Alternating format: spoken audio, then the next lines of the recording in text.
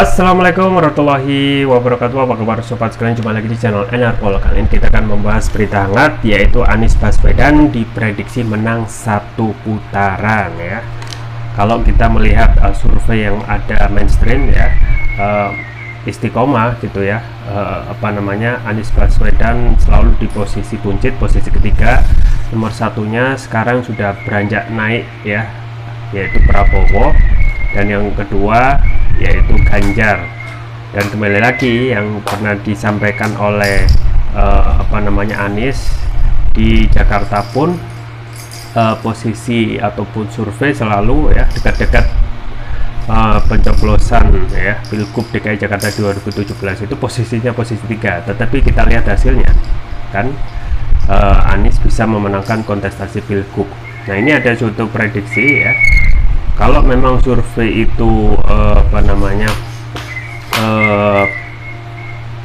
sering menempatkan Anies posisi 3, tetapi beda dengan polling ya, polling yang biasa kita jumpai di media yang sifatnya kredibel, misalnya polling di ILC itu memenangkan Anies jauh di atas Prabowo dan juga Ganjar Pranowo ya. Nah, ini kemungkinan juga yang bisa kita analisis ya, bisa jadi gitu ya, Anies itu menang satu putaran ya. Jadi dalam politik everything is possible ya. Langsung saja kita baca dan kita ulas sesuai yang dilansir oleh tribunnews.com. Tribunnews.com, banyak yang menjegal Anies Baswedan agar batal menjadi calon presiden pada pemilihan presiden 2024. Namun upaya penjagalan itu hanya bisa dirasakan, sulit dibuktikan. Seperti angin yang menyentuh tangan bau kita tetapi tidak bisa ditangkap. Demikian Ketua Umum Partai Nasdem Surya Paloh dalam wawancaranya dengan sebuah media akhir pekan lalu. Nasdem pada 3 Oktober 2022 telah mendeklarasikan Anies Baswedan sebagai capres untuk Pilpres 2024. Partai Demokrat dan Partai Keadilan Sejahtera PKS kemudian menyusul mendukung mantan Gubernur DKI Jakarta itu sebagai capres.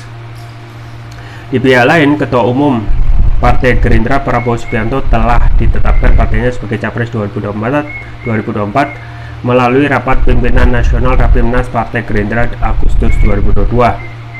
Menyusul kemudian Ketua Umum PDI Perjuangan Megawati Soekarno Putri menetapkan Gubernur Jawa Tengah Ganjar Pranowo sebagai capres 2024 pada 21 April 2023. Dalam survei berbagai lembaga kredibel, elektabilitas atau tingkat keterpilihan Anies Baswedan selalu berada di urutan ketiga setelah Ganjar Pranowo dan Prabowo Subianto. Ganjar dan Prabowo terkadang bertukar tempat di posisi pertama dan kedua, namun Anies selalu berada di posisi ketiga. Meski demikian, posisi ketiga itu tidak menjadikan Anies ciut nyali. Berkaca pada pemilihan kepala daerah Pilkada DKI Jakarta tahun 2017, di mana lembaga-lembaga survei selalu menempatkannya bersama Sandiaga Uno di posisi ketiga, kali ini pun Anies yakin akan terpilih pada Pilpres 2024 bahwa optimisme dan keyakinan diri yang patut diacungi jempol. Pertanyaannya, kalau memang elektabilitas Anies berada di posisi ketiga, mengapa banyak pihak merasa terancam oleh keberadaan mantan Menteri Pendidikan dan Kebudayaan ini sehingga perlu menjegalnya? Bahkan 6 ketua parpol koalisi pendukung pemerintah sampai ngariung di Istana Negara Jakarta Selasa. Minus Surya Paloh, padahal Nasdem merupakan parpol anggota koalisi. Kalau memang Anies menjadi ancaman terkait kesinambungan program pembangunan, bukankah itu normatif saja? Jangankan ganti presiden, ganti menteri, ganti kebijakan saja sudah biasa. Sebenarnya tidak perlu ada yang paranoid, karena jika suatu program pembangunan itu bagus, maka niscaya akan Anies lanjutkan. Lihat saja track record atau rekam jejak Anies saat memimpin Jakarta. Program pendahulunya yang baik dilanjutkan bahkan ditingkatkan, sementara program yang kurang baik akan dievaluasi atau bahkan dihentikan, dan itu normatif saja sebenarnya. Atau ada pihak-pihak yang memang ketakutan akan ada masalah di kemudian hari jika Anies berkuasa, karena mantan Rektor Universitas Paramadina Jakarta ini dikenal tegas dan berani. Kalau tidak bersih, mana mungkin bisa tegas? Sebaliknya, baik bagi mereka yang bersih tidak perlu takut menghadapi Anies, kecuali mereka yang tidak bersih boleh takut. Ya, itu ya sobat sekalian terkait dengan analisa ya, tentu saja Anies itu bisa melampaui hanya satu putaran saja. Dan ini bisa sangat mungkin sekali gitu ya, mengingat survei dan polling ternyata berkebalikan, sangat curam sekali. Di satu sisi survei selalu menempatkan Anies posisi buncit, di polling ya, ketika di polling ya, polling Twitter atau CNBC ya, juga istiqomah ya memenangkan Anies Baswedan ya, dan angkanya juga sangat signifikan, 50%, 50 plus 1 gitu ya, lebih dari 50% ya. Jadi apalagi juga kalau kita melihat Google Trend ya dan lain sebagainya. Dan kita ketahui ya, angka ini terus naik ya, mengingat simpul-simpul relawan Anies itu semakin bertambah untuk mengajak masyarakat, dan semakin besar gitu ya kebijakan pemerintah yang tidak pro kepada rakyat, maka rakyat ya pasti akan berpikir cerdas untuk mengalihkan dukungannya kepada sosok yang dipersepsikan membawa perubahan ya, yaitu siapa lagi kalau bukan Anies Baswedan.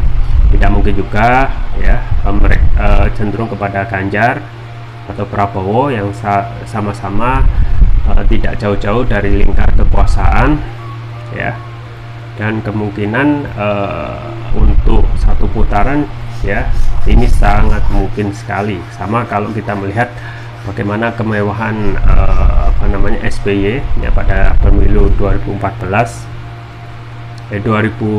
ya, 2009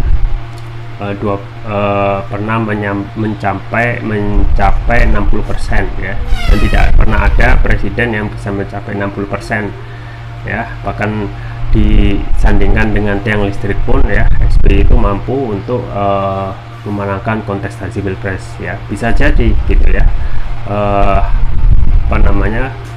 keinginan rakyat yang sudah lama terpendam ya, dengan banyaknya kebijakan yang tidak pro kepada rakyat ini ya, rakyat akhirnya gemes ya untuk benar-benar ingin melakukan ya, coba untuk berubah gitu ya.